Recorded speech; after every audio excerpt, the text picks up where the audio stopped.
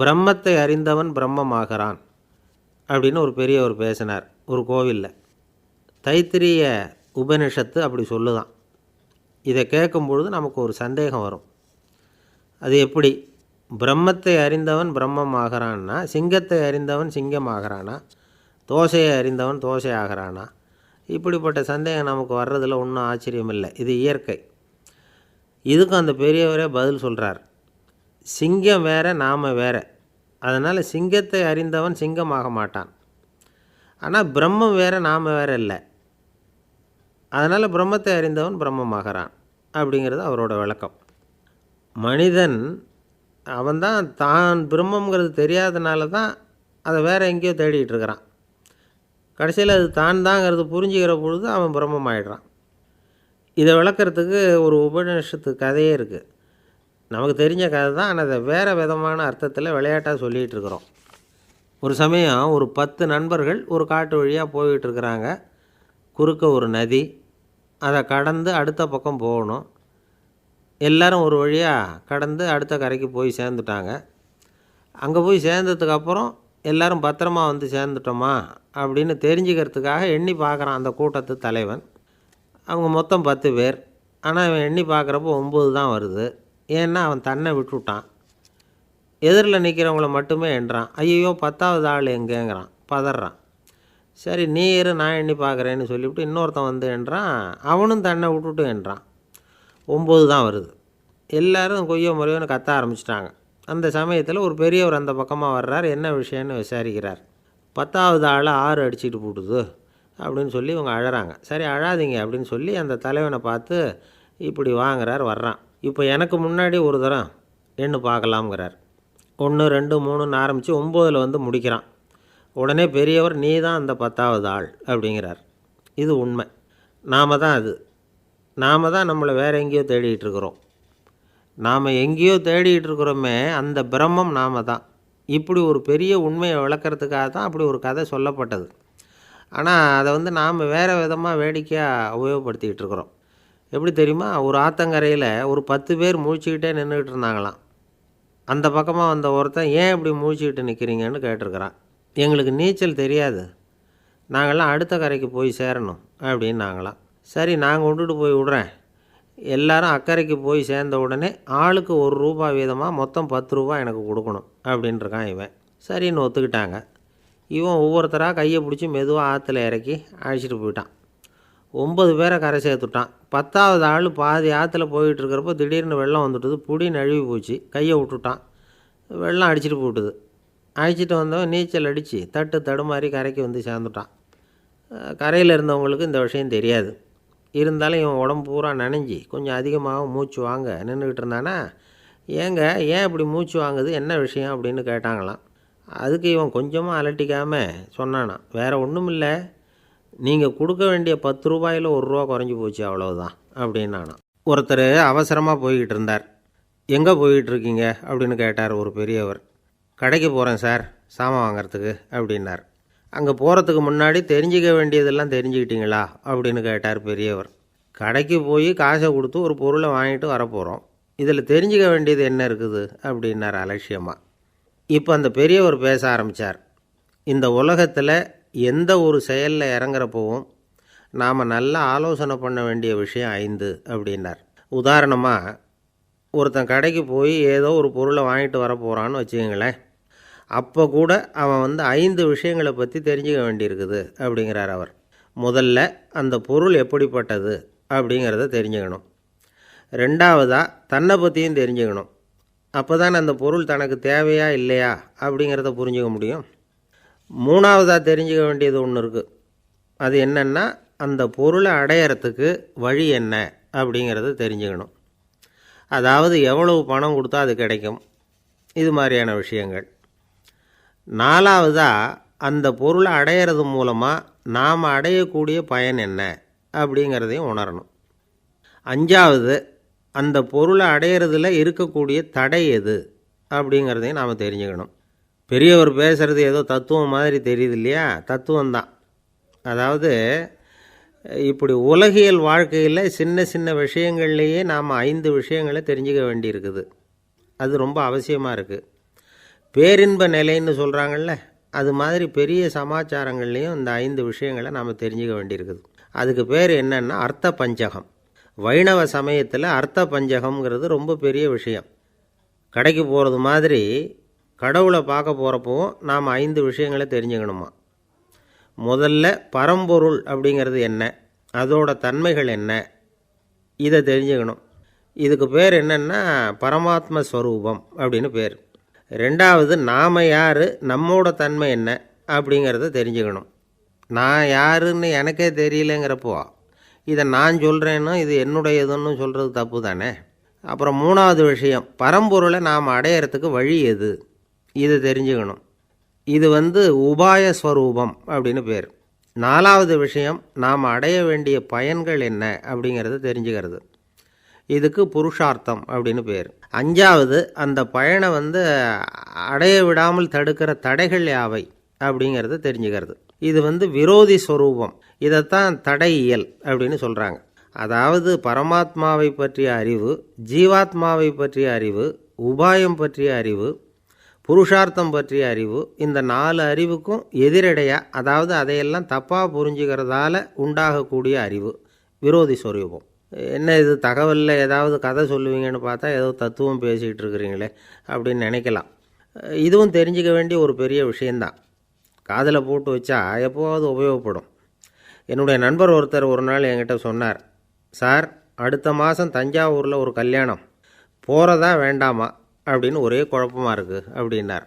நான் உடனே இந்த அர்த்த பஞ்சக உபதேசம் பண்ண ஆரம்பித்தேன்.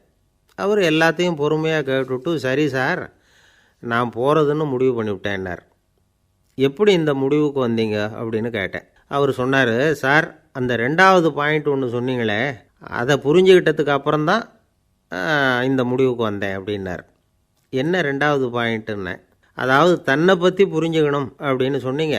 உடனே என்னை பற்றி புரிஞ்சுக்கிட்டேன், நான் யாருங்கிறது எனக்கு தெரிஞ்சுது, உடனே போகிறது தான் நல்லதுன்னு முடிவு பண்ணிவிட்டேன்னார்.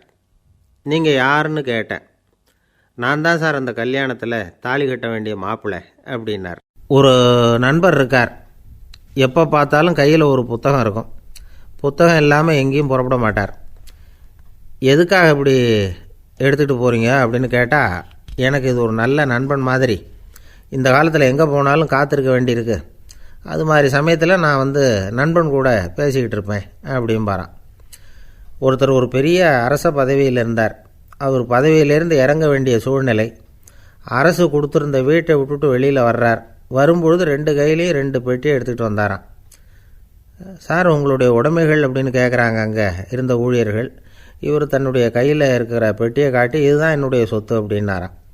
ஒரு பெட்டியில் அவருடைய உடைகள், இன்னொரு பெட்டியில் அவர் விரும்பி படிக்கிற புத்தகங்கள், அவ்வளோதான். இதுதான் இருந்துதான். புத்தகம் படிக்கிறது மனசுக்கு நல்லதுங்கிறது நமக்கு தெரியும். புத்தக வாசிப்பு உடம்புக்கும் நல்லதுங்கிறாங்க. அது நமக்கு ஆச்சரியமாக தான் இருக்குது. ஒரு நபர் ஒரு வருஷத்தில் சராசரியாக 2000 பக்கங்களை படிச்சிருக்கணுமா, யுனெஸ்கோ பரிந்துரை. ஆனால் நம்ம நாட்டில் நாம் சராசரியாக படிக்கிறது 32 பக்கங்கள், அவ்வளவுதான். இவ்வளவுக்கு நம்ம நாட்டில் 6000த்துக்கும் மேற்பட்ட நாளேடுகள், 2000த்துக்கும் மேற்பட்ட இதழ்கள், மலர்கள், இவ்வளவு இருந்தும் சரியாக வரல. இந்த உலகத்தில் முதல் நூலகம் எங்கே எப்போ ஆரம்பமாச்சு தெரியுமா? கிமு 2500ஆம் ஆண்டில் அது ஆரம்பமாயிருக்குது. பாபிலோனியாவில் அமில் அணு அப்படிங்கிற அரசன் தான் நூலகத்தை உருவாக்கியிருக்கிறான். அப்போல்லாம் தாள் கிடையாது, களிமண் தான். களிமண் பலகைகளில் எழுதி அது தொகுத்து அப்படியே நூலாக்கி அதை நூலகத்தில் வச்சுருப்பாங்களாம். அரசருடைய நூலகத்தில் 1000த்துக்கும் மேற்பட்ட நூல்கள் இருந்ததாக வரலாற்று குறிப்பு இருக்குது. அது மட்டும் இல்லை, அந்த நூலகத்தில் பொருள் வாரியாக, அதாவது சப்ஜெக்ட் வாரியாக புத்தகங்களை வகைப்படுத்தி வச்சுருந்தாங்களாம். அதில் மிச்சம் இருந்த ஒரு 25 களிமண் பலகை புத்தகங்கள் இன்றைக்கும் பிரிட்டிஷ் அருங்காட்சியகத்தில் இருக்குதான். அச்சு தாள் இதெல்லாம் ஏற்பட்டதுக்கப்புறம் அமைக்கப்பட்டது தான் பிரான்சில் இருக்கக்கூடிய பாரிஸ் நூலகம். 1480 பிரெஞ்சு மன்னர் 11ஆம் லூயி இந்த நூலகத்தை அமைச்சாராம். ஆனால் அப்போல்லாம் அரசர்கள் மட்டும்தான் நூலகத்தை பயன்படுத்த முடியுமா. அதுக்கப்புறம் 17ஆம் நூற்றாண்டில் இந்த முறை மாறி பொதுமக்கள் அங்கே போகலாம், படிக்கலாம் அப்படிங்கிற நிலைமை தான். போட்லியன் நூலகம் அப்படின்னு அதுக்கு பேர், பாரிஸ் நகரத்தில் இருக்குது. அங்கே தான் நூல்களின் பட்டியல் தயாரிப்பு பணி ஆரம்பமாச்சு. கல்வி வளர்ச்சியையும் நூலகத்தையும் இணைச்சவர் நெப்போலியன் போனபார்ட். முன்பணம் செலுத்தி புத்தகத்தை படிக்கிற முறையையும் அவர் தான் கொண்டுகிட்டு வந்தாராம். மக்கள்கிட்ட வசூலிக்கிற வரியின் ஒரு பகுதியை நூலகத்துக்கு பயன்படுத்தினவரும் அவர் தானா. நெப்போலியன் நூலகத்தில் உலகத்தில் உள்ள எல்லா மொழி நூல்களும் இருக்குதான். அங்கே ஒரு தமிழ் நூலும் இருந்திருக்குது. அது என்னென்னா கம்பராமாயணம். சோவியத் யூனியனுக்கு படையெடுத்து போனப்போ அங்கேருந்து லட்சக்கணக்கான புத்தகங்களை இந்த பனிச்சறுக்கு வாகனங்கள் இருக்குல்ல அதில் கொண்டுகிட்டு வந்ததாக வரலாறு. அடுத்தபடியாக குறிப்பிட்டு சொல்லத்தக்க நூலகம் எதுன்னா பிரிட்டிஷ் நூலகம். மிக பழைய கையெழுத்து பிரதியெல்லாம் கூட அங்கே இருக்குது. 1753 ஆரம்பமாச்சு. அதில் உள்ள நூல்களை வரிசையாக அடுக்கினா 180 கிலோமீட்டர் நீளத்துக்கு வருமா. மிகப்பெரிய நூலகம் அமெரிக்க தலைநகர் வாஷிங்டனில் இருக்குதான். இந்தியாவை பொறுத்த வரைக்கும் பெரிய பழைய நூலகம் எதுன்னா கல்கத்தா நூலகம். எல்லா இந்திய மொழி நூல்களும் இங்கே உண்டு. மகாகவி பாரதியார் நடத்தின இந்தியாங்கிற இதழின் எல்லா பிரதிகளும் அங்கே பாதுகாப்பாக இருக்குது. படிக்கும் பழக்கம் இங்கே வளர வேண்டியிருக்குது. ஒருத்தர்கிட்ட ஒரு புஸ்தகத்தை கொடுத்து விமர்சனம் எழுத சொல்லியிருந்தாங்க. கொஞ்ச நாள் கழித்து அவரை போய் பார்த்து, என்னங்க புஸ்தகத்தை படித்து பார்த்தீங்களா அப்படின்னு கேட்டாங்களாம். இதுக்கு அவர் சொல்லியிருக்கிறார், இன்னும் நான் படித்து பார்க்கலிங்க, இப்போ தானே விமர்சனமே எழுதி முடிச்சிருக்கிறேன், இனிமே தான் படிக்கணும் அப்படின்னாராம். ஒரு தந்தை தன்னோட பிள்ளைய ரொம்ப தைரியசாலியாக வளர்க்கணும்னு ஆசைப்பட்டார். அதுக்காக அவனை கூப்பிட்டு உட்கார வச்சு இப்படி உபதேசம் பண்ணார். இதை பாருப்பா, நான் உன்னாட்டம் இருக்கிறப்போலாம் எதுக்கும் பயப்பட மாட்டேன், ரொம்ப துணிச்சலாக இருப்பேன். ஒரு நாள் ஒரு அப்பாவி எலிய ஒரு பூனை துரத்திட்டு ஓடிச்சு. நான் உடனே என்ன செஞ்சேன் தெரியுமா? அந்த பூனையை பிடிச்சேன், அது வாலில் ஒரு பட்டாசு சரத்தை கட்டினேன், கொளுத்தி விட்டேன், படபடன்னு வெடிக்க ஆரம்பிச்சுட்டுது. அது துள்ளிக்கிட்டு அங்கேயும் இங்கேயும் ஓடி இருக்கு பாரு ஓட்டம், ரொம்ப தமாஷு அப்படின்னார் அப்பா. இப்படி சொல்லிவிட்டு பையனை பார்த்து, இதை கேட்குறதுக்கு உனக்கும் துணிச்சல் வருதா, நான் என்னுடைய செயலை நீ கேட்குறப்போ உனக்கு துணிச்சல் வருதா அப்படின்னு கேட்டார்.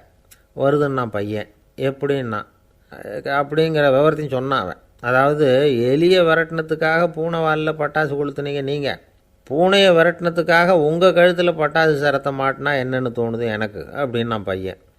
பையனோட துணிச்சல் அப்பாவையே நடுங்க வச்சுட்டுது. அது சரி, ஒரு அப்பா பிள்ளைக்கு இப்படியா உபதேசம் பண்ணுறது? எல்லாருக்கிட்டையும் அன்பாக பழகிறது எப்படி அப்படின்னு சொல்லி கொடுக்கணும். பிஞ்சு உள்ளங்களில் நஞ்சை தூவலாமா? ஒரு நாள் விநாயகர் ஒரு பூனையோடு விளையாடிக்கிட்டு இருந்தாராம். அப்படி ஆசையாக விளையாடிக்கிட்டு இருந்தப்போ அவரோட கை நகம் தவறுதெல்லாம் பூனையோட முகத்தில் பட்டுவிட்டு தான். அது ஒரு சின்ன கீரலை உண்டாகி விட்டுது. அப்பா அவர் அதை ஒரு பெருசாக நினைக்கல. கொஞ்ச நேரத்துக்கு அப்புறம் விநாயகர் வீட்டுக்கு வந்தார். அவங்க அம்மா பார்வதி தேவியை பார்த்தார். பார்வதி தேவி கன்னத்தில் விரலால் கீறினது மாதிரி ஒரு அடையாளம் இருந்தது. விநாயகருக்கு அதிர்ச்சி, ஆச்சரியம். நம்ம அம்மா இந்த உலகத்துக்கே தாயார், அப்பேற்பட்ட அவங்க முகத்திலேயே கீரலை உண்டாக்கக்கூடியவங்க யாராக இருக்க முடியும் அப்படின்னு யோசனை பண்ணார். தாயே, உன்னுடைய கன்னத்தில் இந்த வடு எப்படிம்மா ஏற்பட்டதுன்னு கேட்டார். குழந்தாய், இது நீ செஞ்ச காரியம்தான்ப்பா, உன்னுடைய கை நகம் கீறினதுனால ஏற்பட்ட வடு தான் இது அப்படின்னாங்க அவங்க. விநாயகர் திடுக்கிட்டு போட்டார். எப்படிம்மா அது? நான் எந்த காலத்துலேயும் ஒன்று அப்படி கீறினதாக எனக்கு நினைவு இல்லையே அப்படின்னார். இன்றைக்கி காலையில் ஒரு பூனையை கீறினதை நீ மறந்துட்டியா அப்படின்னாங்க அந்த அம்மா. விநாயகர் திகைச்சு போய் நின்னார். பார்வதி தேவி சொன்னாங்க, இதை பார்ப்பா, இந்த உலகத்தில் இருக்கக்கூடிய எல்லா உயிர்கள்லேயும் நான் இருக்கிறேன், நான் தான் இந்த உலகமாக ஆகியிருக்கிறேன். ஆகையினால நீ யாரை துன்புறுத்தினாலும் அது உண்மையிலேயே என்ன துன்புறுத்தினதாக தான் முடியும் அப்படின்னாங்க. விநாயகர் மனசுக்குள்ளே ஒரு வெளிச்சம் ஏற்பட்டு தான். அதுக்கப்புறம் அவர் யாரையுமே கல்யாணம் பண்ணிக்காததுக்கு அதுதான் காரணமாக. இந்த உலகத்தில் எல்லாரையும், இங்கே இருக்கிற எல்லாத்தையும் தாயின் வடிவமாக அவர் பார்க்க ஆரம்பிச்சிட்டாராம். குருதேவர் ராமகிருஷ்ணர் இந்த கதையை எடுத்து சொல்லியிருக்கிறார். நபிகள் நாயகம் ஒரு தடவை ஒரு நாற்காலியில் உட்காந்து என்னமோ யோசனை பண்ணிகிட்டு இருந்திருக்கிறார். அப்போ அவரோட உடையில் ஒரு கீழ்ப்பகுதி தரையில் படிஞ்சு கிடந்திருக்குது. அங்கே விளையாடிக்கிட்டு இருந்த ஒரு பூனை அது மேலே படுத்து தூங்கி போச்சு. தொழுகை செய்ய வேண்டிய நேரம் வந்துட்டுது. நபிகள் நாயகம் எழுந்திருக்க பார்த்தார். அப்போ தான் பூனை தன்னோட உடை மேலே படுத்து தூங்கிட்டு இருக்கிறது கண்ணில் படுது. பூனையோட தூக்கத்தை கலைக்க விரும்பல அவர். தன்னுடைய சகோதரியை கூப்பிட்டார். ஒரு கத்திரிக்கோள் எடுத்துகிட்டு வர சொன்னார். பூனை படுத்திருந்த உடைப்பகுதி மட்டும் இருக்குல்ல, அதை மட்டும் அதோட கத்திரிச்சு விட்டுட்டு அதுக்கப்புறம் அவர் எழுந்திரிச்சு தொழுகைக்கு போனாராம். அதாவது பிற உயிர்கள்கிட்ட எப்படி அன்பு காட்டணுங்கிறத பெரியவங்க எவ்வளவோ விதத்தில் நமக்கு எடுத்து காட்டியிருக்கிறாங்க. இருந்தாலும் எத்தனை பேர் மனசில் அதெல்லாம் உரைச்சிருக்குது. நாமளும் நம்ம ட்ரெஸ்ஸு மேலே ஒரு பூனை படுத்திருந்தா ஒரு கத்தரிக்கோலை தான் தேடுவோம், எடுத்துக்கிட்டு வர சொல்லுவோம். துணியை வெட்டுறதுக்கு பதிலாக இல்லை அதோட வாழை வெட்டினா என்ன அப்படின்னு தோணும். ஒரு ஆள் ரொம்ப பிரியமாக ஒரு பூனையை ஆற்றுல குளிப்பாட்டிக்கிட்டு இருந்தானான். எப்படி?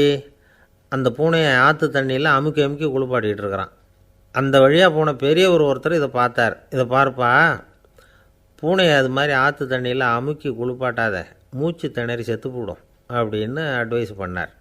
நீ போய் அவன் வேலையை பார்த்துக்கிட்டு, எனக்கு எல்லாம் தெரியும்னா இவன். சரின்னு அவர் போயிட்டார். கொஞ்ச நேரம் கழித்து அவரே அந்த வழியாக திரும்பி வந்துக்கிட்டு இருந்தார். ஆற்றுல பூனையை குளிப்பாட்டிக்கிட்டு இருந்தவன் அழுதுகிட்டு உட்காந்துருக்கிறான். பக்கத்தில் அந்த பூனை செத்து கிடக்குது. இதை பார்த்தார் பெரியவர். நான் தான் அப்போவே சொன்னேனே அந்த பூனையை ஆற்றுல நினைக்காதேன்னு, அதை கேட்டிருந்தா அப்படி ஆயிருக்குமா அப்படின்னார். அந்த ஆள் கோபமாக இவரை முறைச்சி பார்த்தான். அட போய்யா, இந்த பூனை ஆற்றுல குளித்ததுனால ஒன்றும் செத்து போகல, குளித்ததுக்கப்புறம் அதோட உடம்பு ஈரமாக இருக்குதுன்னு அதை புழிஞ்சேன், அதனால தான் இப்படி ஆயிட்டுது அப்படின்னானா. ஊருக்கு வெளியில் அமைதியான ஒரு இடம், அங்கே ஒரு ஆசிரமம், அங்கே ஒரு சாமியார். அவர் தினமும் நல்ல போதனைகள்லாம் செய்வார். பல பேர் போய் அங்கேயே சில நாள் தங்கி இருந்து அவர் சொல்கிற அறிவுரைகளை எல்லாம் கேட்டுக்கிட்டு வர்றது வழக்கம். ஒரு தடவை அவரை பார்த்துட்டு போகிறதுக்காக 3 வெளியூர் தம்பதிகள் வந்தாங்களாம். அந்த மடத்திலேயே சாப்பிட்டுக்கிட்டு தங்கி இருந்து அவங்களுடைய போதனைகளை கேட்டுக்கிட்டு போகணுங்கிறது அவங்க நோக்கம். காலையில் குளிச்சுட்டு பூஜையில் உட்காந்தார் அந்த சுவாமி. இவங்களும் குளிச்சுட்டு அந்த பூஜையை பார்க்குறதுக்காக அவர் முன்னாடி வந்து உட்காந்தாங்க. பூஜை ஆரம்பமாச்சு. சம்பிரதாயப்படி அது ரொம்ப நேரம் நடந்துக்கிட்டே இருக்குது. இவங்களுக்கு நல்ல பசி இருந்தாலும் இந்த நேரத்தில் அதை எப்படி வெளியில் காட்டிக்கிறது? பேசாமல் இருந்தாங்க. அந்த சுவாமி பூஜையை முடித்தார். அதுக்கப்புறம் பேச ஆரம்பித்தார். பேச்சு அருமையாக தான் இருந்தது, அமிர்தமாக தான் இருந்தது. இருந்தாலும் இவங்களுக்கு இருக்கிற வயிற்று பசி அது சரியாக கவனிக்க விடலை. அந்த சுவாமியே இதை கவனித்ததா தெரியல. இவங்களுக்கு மனசுக்குள்ளே ஒரு எண்ணம், உள்ளே சாப்பாடு தயாராகிட்டு இருக்கும் போல இருக்குது, இந்த பேச்சு முடிஞ்சது நம்மளை உள்ளே அழைச்சிட்டு போய் சாப்பாடு போடுவாங்கன்னு நினைக்கிறோம் அப்படின்னு இவங்களாம் நினச்சிக்கிட்டாங்க. ஆனால் சுவாமி இதை பற்றி எதுவுமே பேசலை, கண்டுக்கலை. ஒரு அம்மாவால் அதுக்கு மேலே சும்மா இருக்க முடியுமா? முடியல. சாப்பாட்டை கவனிக்கலாமா அப்படின்னு சொல்லி மெதுவாக ஆரம்பித்தாங்க. ஓ கவனிக்கலாமே அப்படின்னு உள்ளே அழைச்சிட்டு போனார் சுவாமி. இவங்க ரொம்ப அவசரமாக எழுந்திரிச்சு உள்ளே ஓடினாங்க.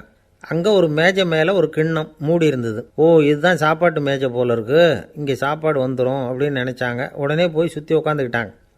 சுவாமி அந்த கிண்ணத்தை எடுத்து அந்த அம்மா கிட்ட கொடுத்தார். அவங்க அதை வாங்கி மூடியை திறந்து பார்க்குறாங்க. உள்ளே ஒரு சாவி இருக்குது.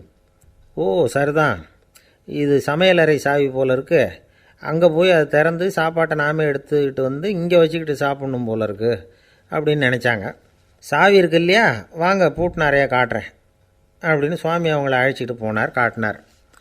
இவங்க அந்த அறையை ரொம்ப ஆவலோடு திறந்தாங்க. உள்ளே பார்த்தா அங்கே அரிசி, பருப்பு, விதவிதமான காய்கறி எல்லாம் இருக்குது. சமையலுக்கு வேண்டிய மிளகாய், எண்ணெய், பால், தயிர், நெய் இப்படி எல்லாமே இருக்குது. அடுப்பு, விறகு, நெருப்பு போட்டி அது கூட அங்கே இருக்குது. சாப்பாடு தயாராக இருக்கும்னு நினச்சிக்கிட்டு போனால் இப்படி இருக்குதே அப்படின்னு சொல்லி அதை பார்த்ததும் ரொம்ப சோர்ந்து போட்டாங்க அவங்க. சுவாமி என்ன இது சாப்பாடு இல்லையா அப்படின்னாங்க. அதுதான் சாப்பாட்டுக்கு வேண்டிய எல்லாம் இங்கே இருக்குதே, அடுப்பு மூட்டி நீங்கள் தான் அவங்கவுங்க ருசிக்கு தகுந்த மாதிரி சமைச்சிக்கணும், இந்த சன்னியாசிக்கு எப்படி சமைக்க தெரியும் அப்படின்னு கேட்டார் சுவாமி. சாப்பாடு தயாராக இருக்கும்னு நாங்கள் எதிர்பார்த்தோம் அப்படின்னாங்க. நீங்கள் இப்படி சொல்லுவீங்கன்னு நானும் எதிர்பார்த்தேன். இது வரைக்கும் நான் எவ்வளவோ தத்துவம்லாம் எடுத்து சொன்னேன், எல்லாத்தையும் விட இதுதான் அனுபவபூர்வமான தத்துவம். ஆண்டவன் நமக்கு நல்ல மனசை கொடுத்துருக்குறான், நல்ல வாய்ப்புகளையும் தந்திருக்கிறான், அதையெல்லாம் பயன்படுத்திக்கக்கூடிய மூளையையும் சிந்தனையையும் கொடுத்துருக்குறான். அதனால் அடுப்பை தான் நீங்கள் மூட்டணும், அடுப்பை நீங்கள் தான் மூட்டணும், உங்களுக்கு உகந்ததை நீங்கள் தான் சமைச்சு ருசித்து அனுபவிக்கணும். ஆண்டவனே அதை செஞ்சுக்கிட்டு இருக்க மாட்டான் அப்படின்னாராம் அந்த சுவாமி. நம்முடைய வாழ்க்கையில் பல நல்ல பலன்களை பெறுறதுக்கு நாம் தான் முயற்சி பண்ணணும். அதுக்குரிய சூழ்நிலையை தான் ஆண்டவன் கொடுப்பானே தவிர அதை விளக்கிறதுக்காக தான் அந்த சுவாமி அப்படி செஞ்சு காட்டியிருக்கிறார். இது ஒரு பெரியவர் இப்படி ஒரு விளக்கம் கொடுத்தார். அதுக்கப்புறம் அந்த 3 தம்பதிகளும் தெளிவடைஞ்சுட்டாங்களாம். நாம் தெளிவடைகிறது எப்போங்கிறது தான் தெரியல அப்படின்னு பல பேர் இதை கேட்டுட்டு சொல்லிகிட்டு இருக்கிறாங்க. இந்த கதையை நம்முடைய நண்பர் ஒருத்தர்கிட்ட சொன்னேன். அந்த நண்பர் ரொம்ப சந்தோஷப்பட்டார். நீங்கள் சொல்கிறது கரெக்டு சார், ஆனால் நான் அதை விட ஒரு படி மேலே சார். எனக்கெல்லாம் அரிசி பருப்பு இருக்கிற ரூம் எதுன்னு கையை காட்டிட்டா போதும், உடனே கிண்ணத்துலேருந்து சாவியை எடுத்து கொடுக்கணுங்கிற அவசியம்லாம் இல்லை எனக்கு. அப்புறம் எப்படி ரூமை திறந்துருவீங்க அப்படின்னு கேட்டேன். பூட்டை உடச்சி திறந்துருவேன், அதுதான் எனக்கு பழக்கம் அப்படிங்கிறார். இயேசுநாதர்கிட்ட ஒருத்தர் வந்து கேட்டாராம், இயேசுவே என்னை எவ்வளவு நேசிக்கிறீர்கள் அப்படின்னு. அவர் தன்னுடைய இரு கைகளையும் அகல விரித்து இவ்வளவு என்று சொல்லி சிலுவையில் உயிர் நீத்தார் அப்படின்னு சொல்லுவாங்க. அதாவது அந்த நேசிப்புக்கு எல்லை கிடையாது, அதே போல் மன்னிப்புக்கும் எல்லை கிடையாது. இது இயேசுநாதர் சொல்லி கொடுத்த ஒரு பாடம். இயேசுனுடைய சீடர்களில் ஒருத்தன் பீட்டர், அவன் ஒரு நாள் இயேசுநாதர்கிட்ட கேட்டிருக்கான், இயேசுவே நான் வந்து என்னுடைய தம்பிக்கிட்ட அடிக்கடி சண்டை போட்டுக்கிட்டு இருக்கிறேன், என்னுடைய சகோதரன் கூட, அவனை நான் எத்தனை தடவை மன்னிக்கிறது? ஏற்கனவே 7 தடவை அவனை மன்னிச்சுட்டேன் அப்படின்னு சொல்லியிருக்கிறான். அப்போது இயேசு சொன்னாராம், மன்னிக்கிறதுக்கு எத்தனை தடவைங்கிற கணக்கெல்லாம் கிடையாது. எத்தனை தடவை உன்னுடைய சகோதரன் உன்னை கோபப்படுத்துகிறானோ அத்தனை தடவை நீ மன்னிக்கிறதுக்கும் தயாராக இருக்கணும், அதுதான் அப்படின்னு சொன்னாராம். அப்போ இவனுக்கு ஒன்றும் புரியல, இது என்ன அவன் தப்பு பண்ணிக்கிட்டே இருப்பான், நாம் மன்னிச்சுக்கிட்டே இருக்கிறதா அப்படிங்கிறது மாதிரி குழப்பமாக இருந்திருக்கிறான். அப்போது இயேசுநாதர் தன்னுடைய சீடன் பீட்டர்கிட்ட ஒரு கதை சொன்னாராம். அந்த கதை இன்றைக்கு நாம் வந்து எல்லாரும் சிந்தித்து பார்க்க வேண்டிய ஒரு கதை. அதாவது மன்னிப்பை விரும்புகிறவர்கள் மன்னிக்கவும் தயாராக இருக்க வேண்டும் அப்படிங்கிறது தான் அந்த கதையினுடைய தத்துவம். அந்த இயேசுநாதர் சொன்ன கதை என்னென்னா, ஒரு மன்னர் இருந்தார். அவர் ஒரு நாள் அரண்மனையில் உட்காந்து கணக்கு வழக்குகள்லாம் பார்த்துக்கிட்டு இருந்தார். நம்ம அரண்மனையிலேருந்து யார் யார் அரசாங்க கடன் வாங்கியிருக்கிறாங்க, யார் யார் திருப்பி செலுத்தியிருக்கிறாங்க அப்படிங்கிற விவரத்தையெல்லாம் பார்த்துக்கிட்டு இருந்தார். அப்போ தான் புரிஞ்சுது, அந்த அரண்மனையில் வேலை செய்கிற ஒருத்தனே அரசாங்க கடன் ஒரு வாங்கியிருக்கிறான். எவ்வளவு? 10,000 பொற்காசுகள் வாங்கியிருக்கான் கடன். இந்த 10,000 பொற்காசுகளை திருப்பி செலுத்தலை அரசாங்கத்துக்கு. இது மன்னர் கவனத்துக்கு வந்தது. உடனே நம்ம அரண்மனையில் இருக்கிறவனே அரசு கடன் வாங்கி திருப்பி செலுத்தாமல் இருக்கான், அவனை கூப்பிட்டு வாங்கன்னு சொல்லி கூப்பிட்டுட்டு வந்தாங்களாம். விசாரிச்சிருக்கிறாங்க, என்னப்பா நீ எவ்வளோ ஒன்று? ஆமாங்க 10,000 பொற்காசுகள் வாங்கியிருக்கிறேன், இன்னும் திருப்பி கட்டலைன்றிருக்கான். உடனே அவர் மன்னர் சொல்லியிருக்கிறார், நம்ம சட்டத்திட்டப்படி நீ உடனே பணத்தை திருப்பி கட்டிடு, அப்படி உன்னால் கட்ட முடியலன்னா உன்னுடைய வீடு வாசல் சொத்து சுகம் எல்லாத்தையும் விற்று அந்த பணத்தை அரசு கருவூலத்தில் சேர்த்துக்கிறதுக்கு நானே ஏற்பாடு பண்ணிடுறேன் அப்படின்னு அந்த மன்னர் சொன்னாராம். இவன் அப்படியே அதிர்ச்சி ஆகிட்டான், அப்படியே பொத்துன்னு காலில் விழுந்தானா, மன்னா என்னை மன்னிச்சுங்க, என்னால் முடியல, எனக்கு மன்னிப்பு கொடுங்க அப்படின்ட்டுருக்கான். உடனே அவர் எழுந்திரிச்சு, சரி நீ மன்னிப்பு கேட்டுவிட்ட, அதனால் உன்னை மன்னிக்கிறேன், நீ பணம் கட்ட வேண்டாம் அப்படின்னு சொல்லி அந்த மன்னர் அவனை விட்டுட்டாராம். பணத்தையும் தள்ளுபடி போட்டார், நீ திருப்பி கட்ட வேண்டான்னு. இவனுக்கு ரொம்ப மகிழ்ச்சி, அதனால் ரொம்ப உல்லாசமாக வந்துக்கிட்டு இருக்கிறான். தெருவில் வந்துக்கிட்டு இருக்கிறப்ப இவங்கிட்ட கடன் வாங்கின ஒருத்தன் எதுக்கு வந்துக்கிட்டு இருக்கான். அவன் இவங்கிட்ட ஒரு 100 பொற்காசுகள் கடன் வாங்கியிருக்கான். அவன் வந்தான், இவன் போய் அவன் சாட்டையாக பிடிச்சிக்கிட்டான், நீ எப்படா என் கடனை திருப்பி கொடுக்க போகிறேன்னு. அவன் இப்போ முடியல, கொஞ்சம் பொறுத்துக்கா, அப்புறம் தரேன் இருக்கான். அதெல்லாம் முடியாது, நீ கொடுத்து தான் ஆகணும் அப்படின்னு இவன் புடிவமாக சொல்கிறான். இப்போ நிலைமையை பாருங்கள், இவன் ஏற்கனவே இவன் 10,000 பொற்காசுகள் அரசாங்கத்தில் கடன் வாங்கினா அதுக்கு மன்னிச்சு விட்டுட்டார் இவனை. ஆனால் இவன் இன்னொருத்தனை மன்னிக்கிறதுக்கு தயாராக இல்லை. இவங்கிட்ட கடன் வாங்கின இன்னொருத்தன் 10 பொற்காசுகள், அவனை மன்னிக்க தயாராக இல்லை. அவனை கொண்டு போய் நீதிமன்றத்தில் கொண்டு போய் நிறுத்தி தண்டனை வாங்கி கொடுத்துட்டான். நீதிபதி என்ன சொன்னார், அந்த இவன் வாங்கின பொற்காசுகளை திருப்பி கட்டுற வரைக்கும் ஜெயிலில் இருக்கணுங்கிறது தீர்ப்பு. ஆனால் உடனே அரசர் காதில் வந்து விழுந்தது. சொல்லிட்டாங்க, உங்ககிட்ட மன்னிப்பு வாங்கிட்டு போனானே ஒருத்தன், அவன் வந்து இன்னொருத்தனை மன்னிக்கிறதுக்கு தயாராக இல்லை, அவனை கொண்டு போய் ஜெயிலில் அடைச்சிட்டான் அப்படின்னு. உடனே மன்னர் பார்த்தார், இவனை மறுபடியும் கூப்பிட்டு வர சொன்னார். தபாரப்பா, நான் வந்து உன்னை மன்னிச்சு விட்டேன், ஆனால் நீ இன்னொருத்தனை மன்னிக்கிறதுக்கு தயாராக இல்லை, அதனால் என்னுடைய தீர்ப்பையும் மாற்றுறேன், நீயும் அரசு கடன் தீர்ற வரைக்கும் ஜெயிலில் தான் இருக்கணும் அப்படின்னு சொல்லி ஜெயிலுக்கு அனுப்பிச்சிட்டாராம். இப்படி ஒரு கதையை இயேசுநாதர் தன்னுடைய சீடருக்கு சொன்னதாக ஒரு வரலாறு. அது என்ன, அதிலேருந்து நாம் புரிந்து கொள்ள வேண்டியதுன்னா, நாம் வந்து மன்னிக்கப்படணும்னு நாம் விரும்புகிறோம்னா நாம் இன்னொருத்தரை மன்னிக்கிறதுக்கு தயாராக இருக்கணும். அதனால் நாம் வந்து இன்னொருத்தரை யாரையும் மன்னிக்க மாட்டோம், ஆனால் என்ன இன்னொருத்தரை மன்னிக்கணும் அப்படிங்கிறது மாதிரி செய்யக்கூடாதுன்னு சொல்லுவாங்க. அது மாதிரி நாம் வந்து இப்போ இது தப்பாக புரிஞ்சுக்கிறவங்களும் இருக்கிறாங்க. பாவம் மன்னிப்புங்கிறதுலாம் எதுக்குன்னா, அதாவது மறுபடியும் பாவம் செய்யாமல் இருக்கிறதுக்காக தான். அதான் மன்னிக்கிறாரே அப்படிங்கிறதுக்காக மறுபடியும் பாவம் பண்ணிகிட்டு இருக்கிறது இல்லை. அதான் ஒருத்தர் கேட்டாராம், பாவத்திலேருந்து மன்னிப்பு கிடைக்கணும்னா நீ என்ன செய்யணும் அப்படின்னு கேட்டிருக்கார். அதுக்கு அவன் சொல்லியிருக்கிறான், நான் முதல்ல பாவம் செய்யணும், அப்போ தானே மன்னிப்பு கிடைக்கும் அப்படின்னு நானாம். இப்படிப்பட்டவர்கள் தான் இன்றைக்கி உலகத்தில் அதிகமாக இருக்கிறாங்க. அதனால் இந்த மன்னிப்பின் மகத்துவங்கிறது இயேசுநாதர்கிட்டேருந்து தான் நாம் புரிஞ்சுக்கணும். அந்த இயேசு சொன்ன அந்த மன்னிக்கிற மனோபாவம் இருந்தால் இன்றைக்கி உலகம் பூராவும் அமைதி பூங்காவாக இருக்கும். அதில் ஒன்றும் ஆச்சரியமே இல்லை, அதில் ஒன்றும் சந்தேகமும் இல்லை. அதனால் மன்னிக்கிற மனோபாவத்தை நாம் எல்லாரும் நமக்குள்ளே வளர்த்து கொள்ள வேண்டும். அப்படிங்கிறது தான் நாம் இன்றைக்கு எல்லோரும் சிந்தித்து பார்க்க வேண்டிய ஒரு செய்தி. ஒரு நாள் ஒரு தகப்பனார் தன்னுடைய பிள்ளையை அழைச்சிட்டு வந்தார். சார், இவன் சரியாக படிக்க மாட்டேங்கிறான், பெரியவங்களை மதிக்க மாட்டேங்கிறான், நீங்கள் கொஞ்ச நாள் இவனுக்கு குருவாக இருந்து நல்ல விஷயங்களை சொல்லி கொடுத்தா தேவையில்லைன்னார். பெரியவங்களையும் மதிக்காதவன் எப்படி என்ன மதிக்க போகிறான் அப்படிங்கிறது நமக்கு யோசனை வரும் இல்லையா? வேணாங்க, என்னை விட்டுருங்க அப்படின்னோம். அவர் விட மாட்டேன்னு விட்டார். இல்லைன்னா அவரே சிஷ்யன் ஆகிடுவார் போல இருந்தது. சரி, வேறு வழி இல்லாமல் அந்த பையனையே என்னுடைய சைடை நான் ஏற்றுக்கிட்டு உபதேசமெல்லாம் பண்ண ஆரம்பித்தோம். அதாவது குரு பக்தின்னா அது எப்படி இருக்கணுங்கிறத பற்றி சொல்லி கொடுத்தோம் அவனுக்கு. சதமகர் அப்படின்னு ஒரு குரு இருந்தார். அவருக்கு ஒரு சீடர். அவன் பேர் துளசி சைதன்யன், நைஷ்டிக பிரம்மச்சாரி. தன்னுடைய குருவுக்கு எந்த நேரத்தில் எது தேவைங்கிறத புரிஞ்சுக்கிட்டு சேவை செய்கிறவன். ஆனால் இவனை பற்றி மற்ற சீடர்களுக்கு பொறாமல் வந்துட்டுது. இவன் மட்டும் இப்படி இருக்கானேன்னு உடனே குருக்கிட்ட போய் கோல் மூட்டினாங்க. அவன் சரியில்லை, அவன் நடந்துக்கிறது சரியில்லை, அப்படி இப்படின்னு எதையாவது சொல்லி. இருந்தாலும் இதையெல்லாம் அந்த குரு நம்பலை. அவருக்கு தெரியும் யார் யார் எப்படின்னு. துளசி சைதன்யன் பெருமையை மற்ற சீடர்களுக்கு உணர்த்தணும் அப்படின்னு நினச்சார். அதுக்கு ஒரு வழி பண்ணார். ஒரு நாள் சீடர்களை எல்லாம் கூப்பிட்டுக்கிட்டு ஒரு காட்டு வழியாக போய்கிட்டு இருந்தார். அங்கே ஒரு பெரிய மலை அருவி கொட்டிக்கிட்டு இருந்தது. குரு சீடர்கள் பக்கம் திரும்பினார். இந்த மலையின் மேலே இருந்து அந்த படுபாதாளத்தில் குதிக்கிறதுக்கு உங்களில் யார் தயார் அப்படின்னு கேட்டார். ஒரு சீடனும் வாயை திறக்கலை, ஒதுங்கி நின்றுக்கிட்டாங்க. பின்னாடி மூட்டை முடிச்சோடு வந்துக்கிட்டு இருந்தான் துளசி சைதன்யன். அவனை பார்த்தார். தப்பாருப்பா, நீ மேலே இருந்து அந்த அருவியில் குதி அப்படின்னார். அப்படியே செய்கிறேன் சுவாமின்னா ஓடி போய் பொத்துன்னு குதிச்சுட்டான். அடுத்த கணமே குருநாதர் தன்னுடைய யோக சக்தியால் பறந்து போய் அவன் கீழே விழுந்துடாமல் தாங்கி பிடிச்சி கொண்டுக்கிட்டு வந்துட்டார். மற்ற சீடர்களுக்கெல்லாம் ஒரு மாதிரி ஆயிட்டுது.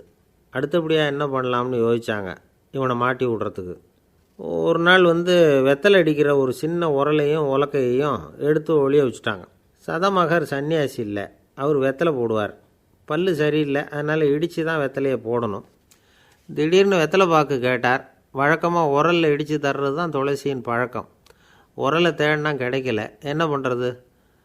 குரு கேட்டுவிட்டாரே, குரு சேவை தானே முக்கியம். என்ன பண்ணால் வெத்தலை பாக்க தன்னுடைய வாயில் போட்டு முன்னும் அதை எடுத்து அவர்கிட்ட கொடுத்துட்டான். குரு எதையோ படிச்சுக்கிட்டே அதை வாங்கி வாயில் போட்டுக்கிட்டார். துளசி இன்றைக்கி தாம்பூலம் நல்லா இடிக்கப்பட்டிருக்கு, ருசியாக வேறு இருக்குது, அதை இடித்த பாத்திரத்தை என் கண்ணால் பார்க்கணும்னு ஆசையாக இருக்குன்னு விட்டார். அதை மட்டும் அனுப்பி போய் நீ வர வேண்டான்னு வேற சொல்லிவிட்டார். இதை கேட்டதும் துளசி தவிச்சு போயிட்டான். இவன் போகாமல் எப்படி வாயை மட்டும் அனுப்பி வைக்க முடியும்? இவன் தவிக்கிறத பார்த்ததும் மற்ற சீடர்களுக்கெல்லாம் மனசுக்குள்ளே ரொம்ப சந்தோஷம். துளசி கொஞ்சமும் யோசிக்கலை. வாழை எடுத்தான், தன்னுடைய தலையவே அப்படியே அறுத்து வெட்டி எடுத்தான். இன்னொரு சீடங்கிட்ட கொடுத்துட்டான், எடுத்துகிட்டு போகணுன்னு சொல்லி. கொண்டுட்டு போய் குரு முன்னாடி வைக்கிறாங்க. அந்த தலையில் வாய் திறந்துருக்கு, வெத்தலை போட்டு முன்னு இருந்தது, தெரிஞ்சு போச்சு, சிவப்பாக இருந்தது. அவனுடைய குரு பக்தியை இப்போ எல்லாரும் ஒத்துக்கிட்டாங்க. அதுக்கப்புறம் குரு சதமகர் தன்னுடைய அற்புத திறமையினால் அந்த தலையை மறுபடியும் ஒட்ட வச்சுட்டார். துளசிக்கு உயிர் வந்துட்டுது. இப்படி ஒரு பெரிய கதை உண்டு. அதாவது துளசி சைதன்யன் அவனுடைய குரு பக்தி எப்படி அப்படின்னு கேட்டோம்.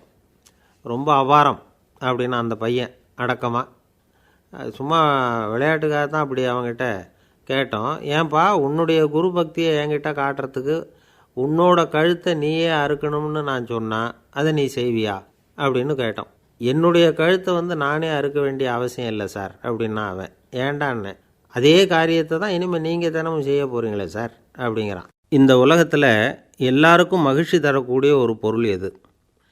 இது ஒரு முக்கியமான கேள்வி. இந்த கேள்விக்கு பொருத்தமான ஒரு பதிலை உங்களால் சொல்ல முடியுமா?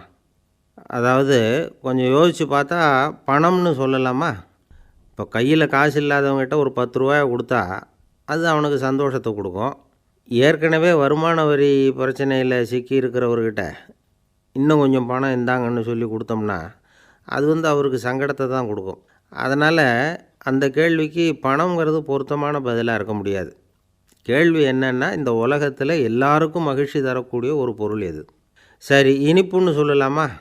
ஏன்னா எல்லாருக்கும் இனிக்க தானே செய்யும். அதுலேயும் ஒரு சிக்கல் இருக்குது. சர்க்கரை வியாதிக்காரங்களுக்கு அது என்ன சந்தோஷத்தையாக கொடுக்கும்?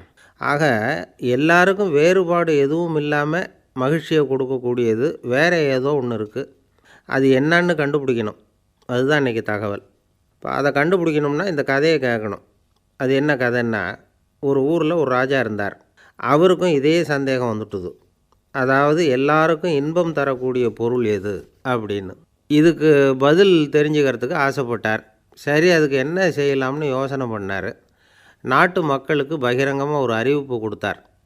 நம்ம நாட்டு மக்கள் இன்பம் தரக்கூடிய பொருள் எதுன்னு நினைக்கிறாங்களோ அதை கொண்டுக்கிட்டு வந்து அரண்மனையில் உள்ள கண்காட்சி மண்டபத்தில் வைக்கலாம். அப்படி அவங்க வைக்கிற பொருள்களில் எது எல்லாருக்கும் இன்பம் தரக்கூடியதாக இருக்குமோ அதை வச்சவருக்கு 1000 பொற்காசுகள் பரிசு அப்படின்னு அறிவிப்பு கொடுத்துட்டார். ஜனங்கள் இந்த அறிவிப்பை கேட்டாங்க. அதுக்கப்புறம் சும்மா இருப்பாங்களா? 1000 பொற்காசுன்னா சும்மாவா? அவங்க கையில் என்னென்ன கிடைச்சதோ அதையெல்லாம் கொண்டாந்து அரண்மனை காட்சி மண்டபத்தில் வச்சுட்டாங்க. அதுக்கப்புறமா ராஜா அங்கே வந்தார். ஒவ்வொன்றா பார்த்துக்கிட்டே வந்தார். முதல்ல ஒரு குயில் இருந்தது, இனிமையாக பாடக்கூடிய குயில். இந்த குயிலோட இன்னிசை எல்லாருக்கும் இன்பம் தரக்கூடியது தான். இருந்தாலும் காது கேட்காதவங்களுக்கு இந்த இசை எப்படி இன்பம் தர முடியும்? அதனால் இது சரியில்லைன்னு விட்டார். அடுத்தபடியாக போனார். அங்கே என்ன வச்சுருக்குறாங்கன்னு பார்த்தா ஒரு அழகான மயில் அங்கே தோகை விரித்து ஆடிக்கிட்டு இருக்குது. இந்த மயிலோட ஆட்டம் மனசுக்கு இன்பம் தரக்கூடியது தான். இருந்தாலும் பார்வை இல்லாதவங்க இந்த ஆட்டத்தை பார்த்து ரசிக்க முடியுமா? முடியாது. அதனால் இதுவும் சரியில்லை அப்படின்னு சொல்லிவிட்டார். அதுக்கு அடுத்தபடியாக போனார். பல வகையான இனிப்பு பண்டங்களை வச்சுருந்தாங்க. பார்த்தார், வயசானவங்களுக்கும் நோயாளிகளுக்கும் இது இன்பம் தராது, துன்பம் தான் கொடுக்கும் அப்படின்னார். இப்படி ஒவ்வொன்றா பார்த்துக்கிட்டே போகிறார். அழகான மலர்கள், கனிகள், ஓவியங்கள் எதுவுமே பொருத்தமாக தெரியல. சகல பேருக்கும் இன்பம் தரக்கூடிய வகையில் எதுவும் இல்லை. கடைசியாக வந்தார். அங்கே ஒரு களிமண் பொம்மை இருந்தது. அது என்ன பொம்மை தெரியுமா? பசியால் வாடி இருக்கிற ஒருத்தருக்கு ஒரு அம்மா இனிமையாக பேசிக்கிட்டு சோறு போடுறது மாதிரி அந்த பொம்மையை செஞ்சுருந்தாங்க. அதுக்கு கீழே அன்பு அப்படின்னு எழுதியிருந்ததுதான். ராஜா பளிச்சுன்னு ஒரு முடிவுக்கு வந்தார். அந்த பொம்மையை செஞ்ச சிற்பியை வரவழைச்சார், பரிசு கொடுத்தார். அன்பு ஒன்று தான் எல்லாருக்கும் இன்பம் அளிக்கக்கூடிய பொருள். காது கேட்காதவங்களும் அதை கேட்க முடியும், பார்வை இல்லாதவங்களும் அதை பார்க்க முடியும், குழந்தைகளும் அதை உணர முடியும் அப்படின்னு அதுக்கு விளக்கம் கொடுத்தார் அந்த மன்னர். இந்த உலகத்தில் எல்லாருக்கும் மகிழ்ச்சி தரக்கூடிய ஒரு பொருள் அன்பு தான். அதை புரிஞ்சுக்கிட்டு தான் சில கணவன்மார்கள் மனைவி பேரில் ரொம்ப அன்பை காட்டிக்கிறது வழக்கம். ஒரு வீட்டு வாசப்படி பக்கமாக மழைக்கு ஒதுங்கினார் ஒருத்தர். மழை தூரிக்கிட்டு இருந்தது, இருட்டு நேரம். அந்த வீட்டில் இருந்தவர், இன்றைக்கி ராத்திரி வேணும்னா இங்கேயே தங்கிட்டு காலையில் போங்க அப்படின்னார். உடனே இவர் சொன்னார், ரொம்ப நன்றிங்க, ஒரு 10 நிமிஷத்தில் இதை வந்துவிடுறேன் அப்படின்னு சொல்லிவிட்டு எங்கேயோ ஓடினார். 10 நிமிஷம் கழித்து திரும்பி வந்தார். ஆமாம், எங்கே போயிட்டு வந்தீங்கன்னு கேட்டார் வீட்டில் இருந்தவர். நேராக எங்கள் வீட்டுக்கு போய் மனைவிக்கிட்ட இன்றைக்கி ராத்திரி இங்கேயே தங்கிக்கிறேன்னு சொல்லிவிட்டு வந்துவிட்டேன் அப்படின்னார் அவர். அன்பில் இது ஒரு ரகம்.